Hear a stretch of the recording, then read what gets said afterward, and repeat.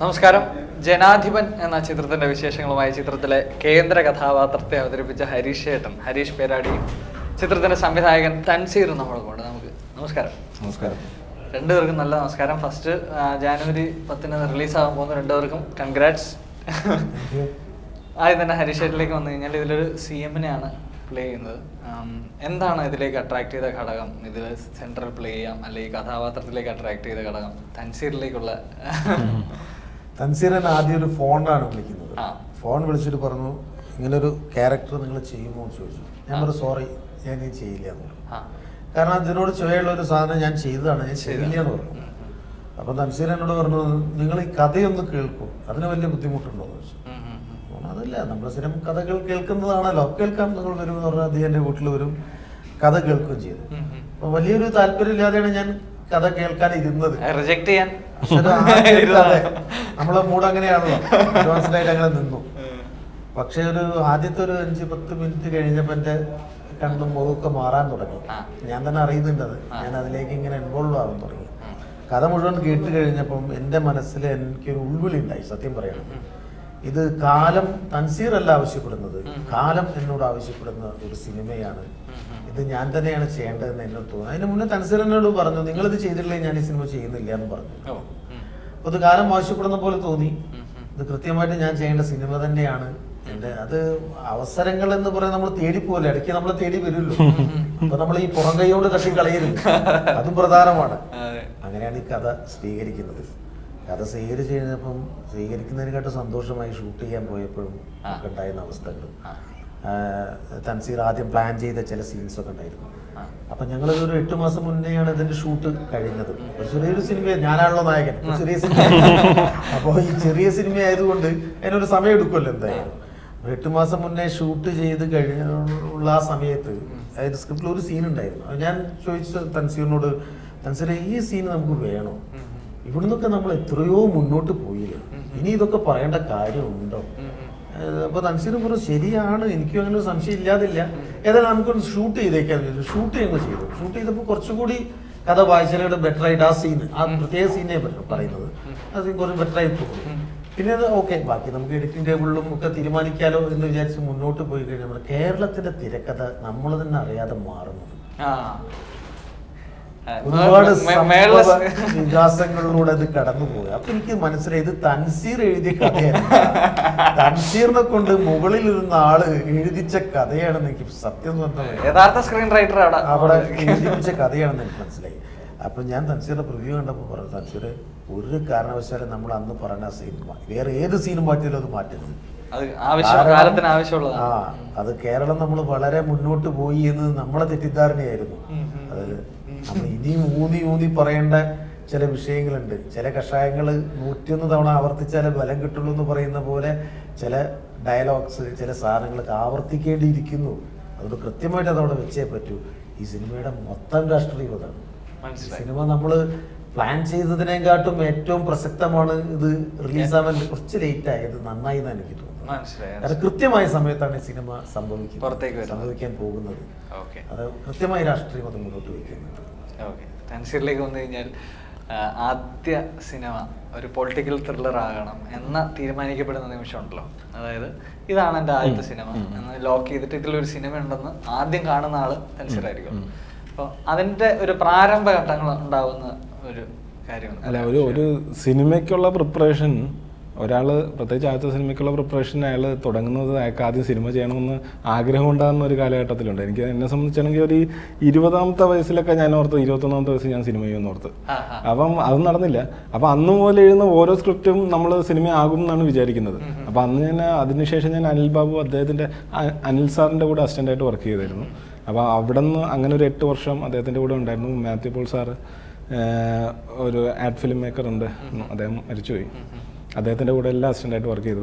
അപ്പോൾ അങ്ങനെ വരാൻ നേരത്ത് നമ്മുടെ മനസ്സിൽ എല്ലാ കാലത്തും ഉണ്ടായിരുന്നത് ഒരു ത്രില്ലർ സിനിമകളെ നമ്മുടെ മനസ്സിലേക്ക് കയറത്തുള്ളൂ. അല്ലാതെ ഒരു റൊമാൻറ്റിക് സിനിമ അല്ലെങ്കിൽ ഒരു അങ്ങനത്തെ ഒരു സിനിമ ഒന്നും നമുക്ക് പറ്റത്തില്ല, നമ്മുടെ മനസ്സിൽ ഉൾക്കൊള്ളാൻ പറ്റത്തില്ല, ഫീൽ ഗുഡ് അതൊന്നുമല്ല.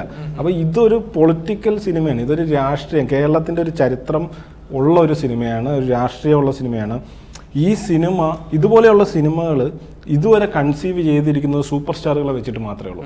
അപ്പോൾ ഇത് ഹരീഷ് ഏട്ടൻ അത്ര വലിയൊരു സൂപ്പർ സ്റ്റാർ അല്ല, ഒരു സ്റ്റാർ ഒരു ആക്ടർ എന്നുള്ള നിലയിലാണ് മറ്റുള്ളവരെക്കാളും എല്ലാം മുകളിൽ നിൽക്കുന്നത്. എങ്കിൽ പോലും ഒരു സൂപ്പർ സ്റ്റാർ അല്ലാത്ത ഒരാളെ വെച്ചിട്ട് ഇതുപോലെ ഒരു സ്റ്റോറി ആരും കൺസീവ് ചെയ്തിട്ടില്ല, അല്ലെങ്കിൽ അത് പറയാൻ ധൈര്യപ്പെട്ടിട്ടില്ല, അല്ലെങ്കിൽ ബഡ്ജറ്റിന്റെ പ്രോബ്ലം എല്ലാം വരും. അപ്പം ഇങ്ങനെ ഒരു സിനിമ ജനുവരി 10, 2019 വ്യാഴാഴ്ച ഇറങ്ങി വിജയിക്കുകയാണെങ്കിൽ മലയാളത്തിൽ ഒരു സൂപ്പർ സ്റ്റാർ ഉണ്ടാവും. അതാണ് ഈ സിനിമ. Okay, great. അപ്പോൾ ഞാൻ അദ്ദേഹം പറഞ്ഞു, അദ്ദേഹം ആദ്യം റിജക്ട് ചെയ്യാനുള്ള ഒരു ഫാക്ടർ തന്നെയാണ് എനിക്ക് ചോദിക്കാറുള്ളത്. അതായത് അദ്ദേഹം ചെയ്തേക്കുന്ന കഥാപാത്രങ്ങളിൽ ഒരുപാട് ഡിഫറെൻറ്റ് ഇപ്പോൾ ലൈഫ് ഓഫ് ജോസ് കുട്ടിയിലും വർഷത്തിലും ഒക്കെ ചെയ്തതിൽ നിന്നൊക്കെ നമ്മുടെ മനസ്സിൽ കല്ലുപോലെ കിടക്കുന്ന അടയാളപ്പെടുത്തിയിരിക്കുന്ന കഥാപാത്രമാണ് കൈതേരി സഹദേവൻ. അപ്പോൾ ആ സിനിമ ഇറങ്ങിയതിന് ശേഷം നമ്മുടെ ഇവിടുത്തെ തന്നെ ഏറ്റവും ഒരു റെനൗണ്ട് പൊളിറ്റീഷ്യനുമായിട്ട് വളരെ സാമ്യമുണ്ടെന്ന് പറയപ്പെടുകയും ചെയ്തിട്ടുണ്ട്. ഒരുപാട് വ്യൂവേഴ്സിന്റെ അഭിപ്രായം അങ്ങനെ വന്നിട്ടുണ്ട്. അല്ല എന്ന രീതിയിൽ സിനിമയായിട്ട് മാത്രം കണ്ടവരുമുണ്ട് ഒരുപാട് പേര്. അപ്പോൾ എന്തുകൊണ്ട് പെട്ടെന്ന് CM എന്ന് പറയുമ്പോഴത്തേക്ക് കറന്റ്ലി CM-ഉം അദ്ദേഹം തന്നെയാണ്.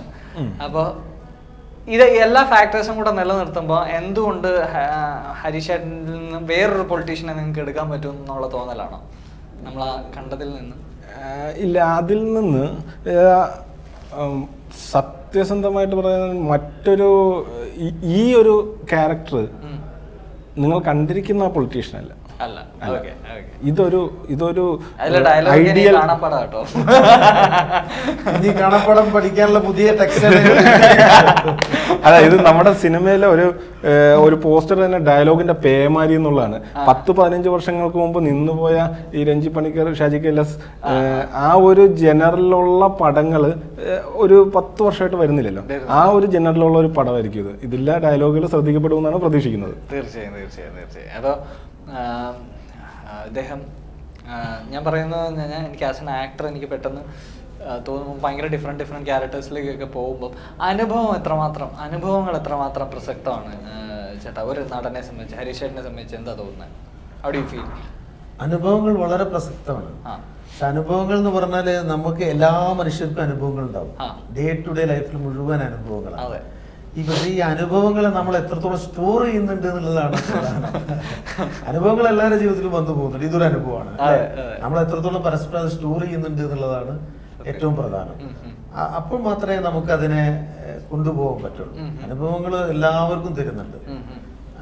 അപ്പൊ ആ അനുഭവങ്ങൾ നമ്മൾ എത്രത്തോളം ട്യൂൺ ചെയ്ത് ഓയിൽ ചെയ്ത് കൊണ്ടുപോകുന്നു എന്നുള്ളതാണ് ഏറ്റവും വലിയ പ്രാധാന്യം.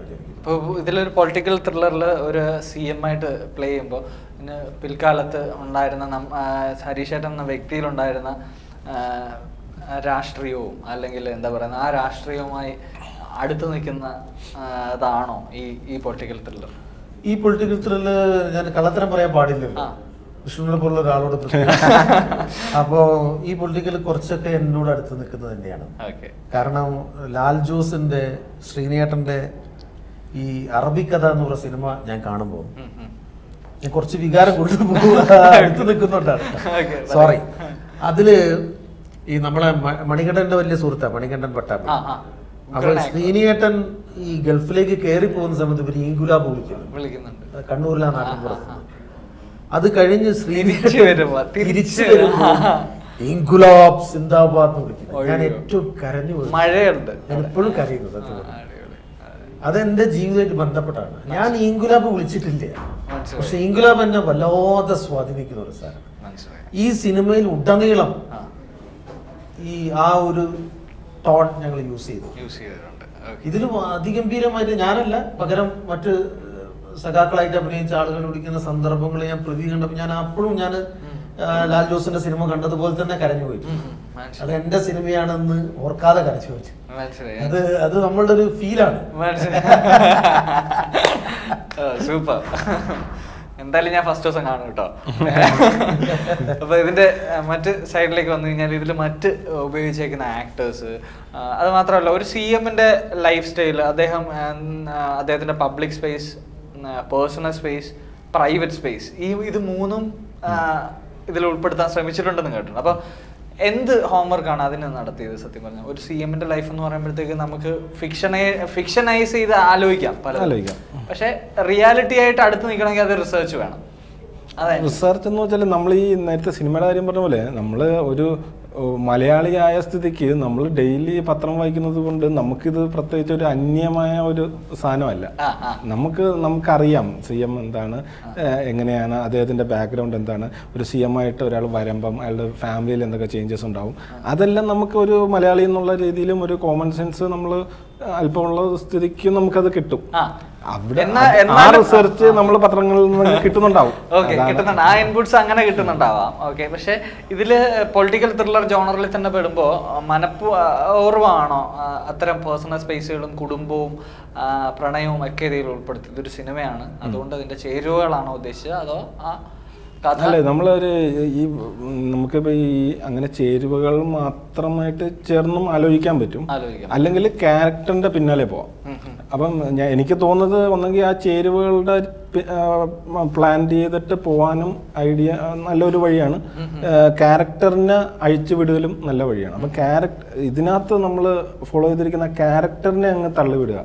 അപ്പം ക്യാരക്ടർ എവിടെയൊക്കെ പോകുന്നു, എങ്ങനെയൊക്കെ പോകുന്നു, അത് നമ്മുടെ ഒരു ചട്ടക്കൂട്ടിനകത്ത് ആക്കുക എന്നുള്ളതാണ് ഇതിൽ ഞാൻ ചെയ്തത്. ഹരീഷേട്ടൻ ഒരു CM ആവുക അത്ര എളുപ്പമുള്ള പരിപാടിയല്ലെന്ന് നമുക്ക് മനസ്സിലാവുകയും കൂടെ ചെയ്തല്ലേ ഈ കഥാപാത്രം ചെയ്തു. ഓക്കെ, ഈ കഥാപാത്രം ഈ CM-ലേക്ക് എത്താനായിട്ട് ഒരു മനസ്സൊരുങ്ങുന്നതാണെങ്കിലും നമ്മുടെ ശരീരത്തെ ഒരുക്കുന്നതാണെങ്കിലും നമ്മുടെ ഡയലോഗ് ഡെലിവറി ആണെങ്കിലും ഈ ഏരിയയിലൊക്കെ എന്താണ് ഹരീഷേട്ടൻ വർക്ക് ചെയ്തത്? ഞാൻ പ്രത്യേകിച്ച് ഒന്നും വർക്ക് ചെയ്തില്ല. ഞാൻ ചെയ്തത് എന്താ വെച്ചാൽ മുഴുവൻ സമയം സത്യസന്ധത യൂസ് ചെയ്യാം. അത് മാത്രമേ അത് മാത്രമേ. കാരണം എന്താ വെച്ചാൽ അവിടെ ആ ലൊക്കേഷനിൽ ആദ്യം ചെന്ന് ഇറങ്ങുന്നത് മുതൽ തൻസീറിന് ഞങ്ങള് കഥയും തിരക്കഥയൊക്കെ എത്രയോ വട്ടം ചർച്ച ചെയ്ത് കഴിഞ്ഞിട്ടാണ്. പക്ഷെ ഷൂട്ട് എന്ന് പറയുന്നത് വേറൊരു പ്രോസസ്സാണ്, അത് വേറൊരു സാധനം. ഒരുപാട് ആളുകൾ ഒന്നിച്ച് നിന്നിട്ടില്ല. അവിടെ തൻസീറും ഞാനും തിരക്കഥയൊന്നുമില്ല, അതവിടെ നടപ്പിലാക്കാൻ പോവുകയാണ്, അത് യുദ്ധം ചെയ്യാൻ പോവുകയാണ്. അത് അവിടെ നമ്മൾ ആയുധങ്ങളായിട്ട് എത്തിയിട്ടുണ്ടെന്ന് മാത്രം, ഈ തുടങ്ങാൻ പോവുകയാണ്, അത്രയും. അപ്പൊ ആ സമയത്ത് നമ്മൾ സത്യസന്ധമായിട്ട് പെരുമാറുക, സത്യസന്ധമായിട്ട് പ്രവർത്തിക്കുക, സത്യസന്ധമായിട്ട് വേറെ ഒരു സാധനം ഞാൻ അതിൽ അപ്ലൈ ചെയ്തില്ല. വേറെ ഒന്നും ചെയ്തില്ല. എനിക്ക് തോന്നുന്നു കുറെ അടുത്ത സിനിമകളിൽ ഇത്രയധികം ഡയലോഗ്സിലൂടെ ഡ്രിവൺ ചെയ്ത സിനിമയും ഹരീഷേട്ടൻ്റെ എക്സ്പീരിയൻസിൽ ഇപ്പം ഇത് തന്നെ ആയിരിക്കും ടോപ്പ് ഓഫ് ദ മൈൻഡ് നിൽക്കുന്നത്. ഇപ്പൊ ഡയലോഗ്സിലൂടെയും ക്യാരക്ടർ ഡ്രിവൺ ആയിട്ട് പോകുന്ന സിനിമകളിലോടും ആണോ ആസ് എ വ്യൂവർ, അതായത് ഹരീഷേട്ടന്റെ പ്രേക്ഷകനിൽ കൂടുതൽ ഇഷ്ടം? അതായത് ഇപ്പം അത് നമുക്ക് നമ്മുടെ CM-നെ തന്നെ ഉദാഹരണം എടുക്കേണ്ടി വരും. കാരണം എന്താ വെച്ചാല് ഇപ്പൊ വലിയൊരു ഇഷ്യൂ നടന്ന സമയത്ത് CM ഇവിടെ സ്ഥലത്തില്ലായിരുന്നു, പിണറായി സംഘം ഇവിടെ സ്ഥലത്തില്ലായിരുന്നു. പുള്ളി ഒരു ചികിത്സാർത്ഥം പുറത്തു പോയിട്ട് തിരിച്ചു വന്ന സമയത്താണ് കേരളം തലകുത്തി മറിഞ്ഞൊരവസ്ഥ, കലങ്ങി മറിഞ്ഞൊരവസ്ഥ. അതിനുശേഷം നമ്മൾ കൃത്യമായിട്ട് വാച്ച് ചെയ്ത പഴയ വീഡിയോ എടുത്ത് വാച്ച് ചെയ്താൽ അറിയാം, ഓരോ ജില്ലാ കേന്ദ്രങ്ങളിലും ഇദ്ദേഹം നടത്തിയ ഡയലോഗ്സ് ഉണ്ട്, പ്രസംഗങ്ങൾ. അത് തളർന്നു പോയ ഒരു മലയാളി മനസ്സിനെ ഉണർത്തിയെടുക്കുന്ന ഡയലോഗ്സ് ആയിരുന്നു. അത് വളരെ ഇമ്പോർട്ടൻ്റ് ആണ്. അത് നാളത്തെ കേരളത്തിന്റെ ചരിത്രത്തിൽ ഓർമ്മിക്കപ്പെടുന്ന പ്രസംഗങ്ങളായിട്ട് നിലനിൽക്കുന്നുള്ള കാര്യം എനിക്കൊരു സംശയമില്ല. അപ്പോൾ ഡയലോഗ് വേണ്ട സമയത്ത് ഡയലോഗ് തന്നെ വേണം. അവിടെ നമ്മൾ വിഷ്വലിന്റെ എന്ത് തലകുത്തി പറഞ്ഞിട്ട് കാര്യമില്ല. വർത്താനം പറയേണ്ടോടത്ത് പച്ചമലയാളത്തിൽ പറയുകയാണെങ്കിൽ വർത്താനം പറയേണ്ടോടത്ത് വർത്താനം പറഞ്ഞിരിക്കണം. അതാണ് സാധനം, അതാണ് ഈ സിനിമ മുന്നോട്ട് വെക്കുന്നത്. ഈ സിനിമയുടെ ക്രാഫ്റ്റിനെ പറ്റി ഞങ്ങൾ ഒരുപാട് ചർച്ച ചെയ്തിട്ടുണ്ട്. ഡയലോഗ് വെരി ഇമ്പോർട്ടന്റ് ആണ് എന്നുള്ളത് കൊണ്ട് തന്നെയാണ് ഡയലോഗിന് അത്രയും പ്രാധാന്യം കൊടുത്തത്. പക്ഷെ അതുകൊണ്ട് തന്നെയാണ് ഞങ്ങള് ഈ ഇതിന്റെ ട്രailer പുറത്തേക്ക് ഒരു ഡയലോഗ് പോലും പുറത്തേക്ക് ഇട്ടിട്ടില്ല. മാർക്കറ്റിംഗ് ട്രിക്കാണ്. ട്രിക്ക് എന്ന് പറയാം, ഇപ്പോഴത്തെ പ്രത്യേക കാലാവസ്ഥയിൽ മാർക്കറ്റിങ്ങും ട്രിക്കും ഒക്കെ വേറെ വലുതായിട്ടൊക്കെ വേറൊരു കോഴ്സിന് വേണ്ടി വരും. ഓക്കെ, അപ്പൊ ഹരീഷേട്ടനോട്ട് വർക്ക് ചെയ്യുമ്പോൾ കൂടുതലും ഡയലോഗ് ഓറിയന്റഡ് ഫിലിം ആയതിന്റെ പേരിൽ എത്രമാത്രം ഹരീഷേട്ടന്റെ വൊക്കാബുലറിയിലുള്ള വാക്കുകൾ അല്ലെ ഹരീഷേട്ടൻ കൂടുതൽ അദ്ദേഹത്തോട് ചേർന്ന് നിൽക്കുന്ന വാക്കുകളൊക്കെ എത്രമാത്രം ഇതിൽ ഇൻക്ലൂഡ് ചെയ്തിട്ടുണ്ട്, അതോ ഫുൾ റിട്ടേൺ അല്ല ഇതില് എന്ന് പറഞ്ഞാല് ഞാൻ ഒരു ആലപ്പുഴക്കാരനാണല്ലോ, അപ്പൊ എനിക്ക് ആ ആലപ്പുഴയായിട്ട് എഴുതാൻ പറ്റത്തുള്ളൂ. അതിനുശേഷം അതല്ല ആലപ്പുഴയെ കണ്ണൂരാക്കാനായിട്ട് ഒരു അസോസിയേറ്റ് ഡയറക്ടർ ഉണ്ടായിരുന്നു, ശിവദാസ് എന്ന് പറഞ്ഞിട്ട്. അപ്പം അത് ആലപ്പുഴയെ കണ്ണൂരാക്കിയാലും അത്രയ്ക്ക് അങ്ങ് കണ്ണൂരാകത്തില്ല, മനസ്സിലായി. മനസ്സിലായി. അപ്പൊ അത് പിന്നെ ഹരീഷ് ഏട്ടൻ്റെ കയ്യിലായിരുന്നു. അപ്പം അത് ഇപ്പം ഹരീഷ് ഏട്ടനൊരു സ്ക്രിപ്റ്റ് കൊടുത്തു കഴിഞ്ഞാൽ, ഞാൻ കുറച്ച് ആക്ടേഴ്സിൻ്റെ കൂടെ വർക്ക് ചെയ്തിട്ടുള്ളതുകൊണ്ട് എനിക്കറിയാം, ഈ ഹരീഷ് ഏട്ടനൊരു സ്ക്രിപ്റ്റ് കൊടുത്താൽ ഇങ്ങനെ കാണിച്ചാൽ മതി, അറിയാം, അത് ഫുള്ള് ഫോട്ടോഗ്രാഫിക് മെമ്മറിയാ. പിന്നെ അതിൻ്റെ കൂട്ടത്തിൽ ആ ഒരു ഇമോഷനും കൂടെ വരും.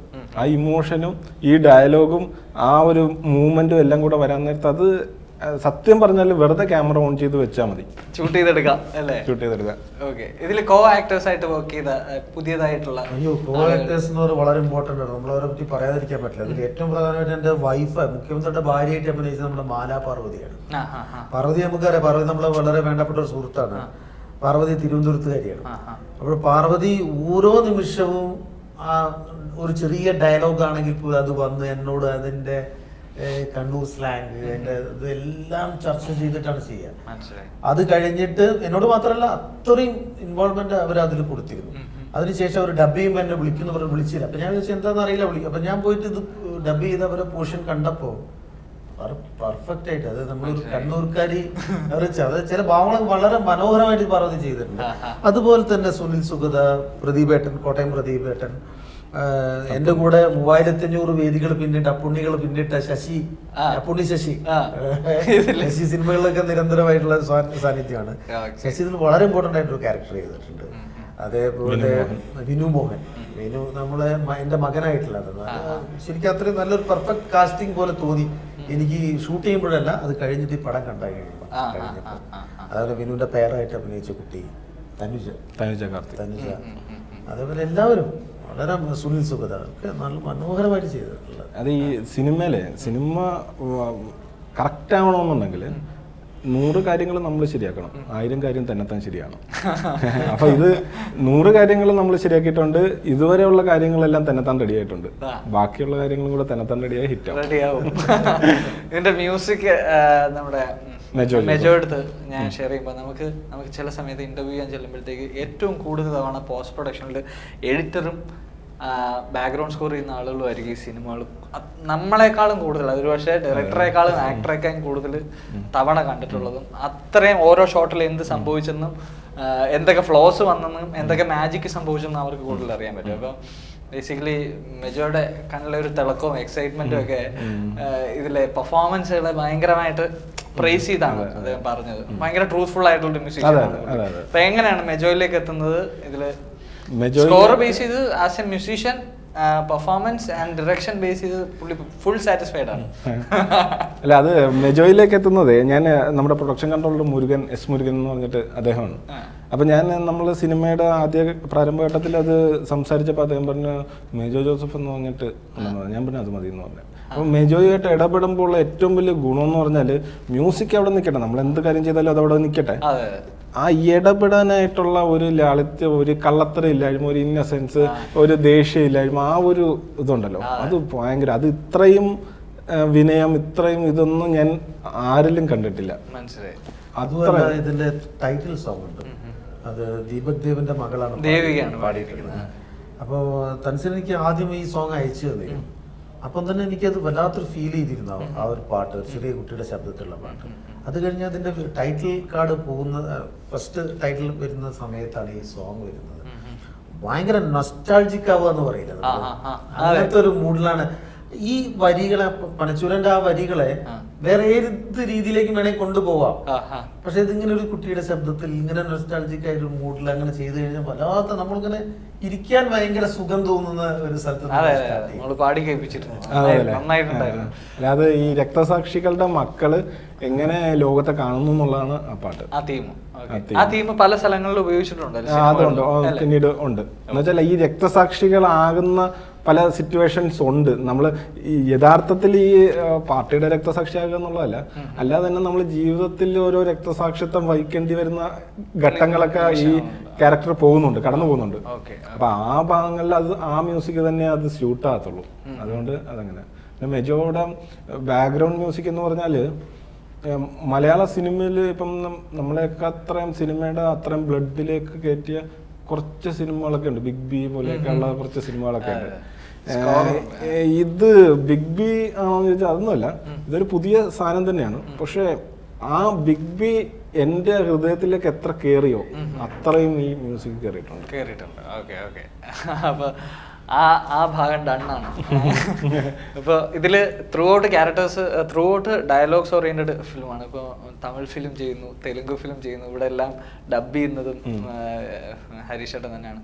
ഇപ്പോൾ ഈ നമ്മൾ മറ്റ് ഭാഷകൾ ഷെയർ ചെയ്യുമ്പോൾ, സംസാരിക്കുമ്പോൾ, ആസ് എ ക്യാരക്ടറായിട്ട് സംസാരിക്കുമ്പോൾ ഇവിടുത്തെ മലയാളം സംസാരിക്കുന്നതിൻ്റെ അത്ര ഇൻവോൾവ്മെൻറ്റ് കിട്ടുന്നുണ്ടോ? ഞാനതിന് ഒരു മലയാള സിനിമയിലും തമിഴ് സിനിമയിലും തെലുങ്ക് സിനിമയിലും ഇപ്പൊ 3 അഭിനയിച്ചത്. ഈ 3 സിനിമയിലും ഞാൻ ആ ഭാഷ സംസാരിച്ചിട്ടില്ല. ഞാൻ എന്റെ ക്യാരക്ടറുകളുടെ സ്വഭാവം മാത്രമേ സംസാരിച്ചിട്ടുള്ളൂ. അതുകൊണ്ട് തന്നെ ഞാൻ ഉപയോഗിക്കുന്ന മലയാളത്തിന് വിമർശനമുള്ളവരുണ്ട്. അത് നല്ലതാണ്. അത് എന്നെ പിന്നെയും അത് ശരിയാണെന്ന് തെളിയിപ്പിക്കാൻ വേണ്ടിയുള്ള പോക്ക് നടത്താൻ പറ്റും, വിമർശനങ്ങൾ ഉണ്ടാവുമ്പോൾ. അപ്പൊ അതുകൊണ്ട് മലയാളം ഇങ്ങനെയാണോ പറയേണ്ടതെന്ന് വെച്ചാൽ ആണോ അങ്ങനെയാണോ പറയേണ്ടത്? ഇപ്പൊ നമുക്ക് പറയാം, ഇപ്പൊ ലെഫ്റ്റ് റൈറ്റ് ലെഫ്റ്റ് നമ്മളെല്ലാരും കണ്ട പടമാണ്. എന്റെ ഭാര്യ ഡൽഹി പത്രമായിട്ടുള്ള ക്ലാസ് കോളേജും നടത്തിക്കൊണ്ട പൈസ നേടുന്ന ഞാനാന്നട പറയുന്നത് ഒരു സാധാരണ സമയത്ത് ഒരു സിനിമാറ്റിക് ആയിട്ട് അത് ഓക്കെ അല്ല. ഓക്കെ അല്ലാത്ത സാധനം തന്നെയാണെന്ന് എനിക്ക് നല്ല ബോധ്യമുണ്ട്. ആ ബോധ്യത്തോടു കൂടി തന്നെയാണ് അത് ചെയ്തത്. ഷാരൂണും മുരളിയും അതിന് ഓക്കെ ആയിരുന്നു. ആ ഓക്കെയാണ് എന്നെ തമിഴ് സിനിമ ആ സീൻ മാത്രമാണ് കാക്കമുട്ടയുടെ മണികണ്ഠൻ കണ്ടത്, ആണ്ടവൻ കെട്ടിലേക്ക് എന്നെ വിളിക്കാൻ കാരണം. അപ്പൊ ഇത്തരം ഗ്രാമർ മിസ്റ്റേക്സ് തന്നെയാണ് എപ്പോഴും നല്ലത്. ചെറിയൊരു ഫ്ലോ ഉള്ളത് നല്ലതാണ്. അതെന്താ വെച്ചാൽ നമ്മൾ മലയാളം തമിഴും തെലുങ്കും എന്നല്ല നമ്മൾ പറയുന്നത്. നമ്മൾ പറയുന്നത് യൂണിവേഴ്സൽ ലാംഗ്വേജ് ആയ ആക്ടിംഗ് ആണ്.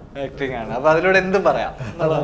ഓക്കെ, ശരി. അപ്പോൾ ജനാധിപൻ ജാനുവരി 10 തിയേറ്ററുകളിൽ എത്തുന്നു. ഇതിൽ ഹരീഷ് ഏട്ടൻ ചെയ്തിരിക്കുന്ന കഥാപാത്രവും ഇതിലെ മറ്റെല്ലാ കഥാപാത്രങ്ങളും ഹോൾ സിനിമയായിട്ട്, പാർട്സ് അല്ലാതെ ഹോൾ സിനിമയായിട്ട് ആളുകളുടെ ഉള്ളിൽ എത്തട്ടെ. വലിയൊരു ബ്രേക്ക് ആവട്ടെ എല്ലാവർക്കും. Thank you so much. Thank you ഏട്ടാ.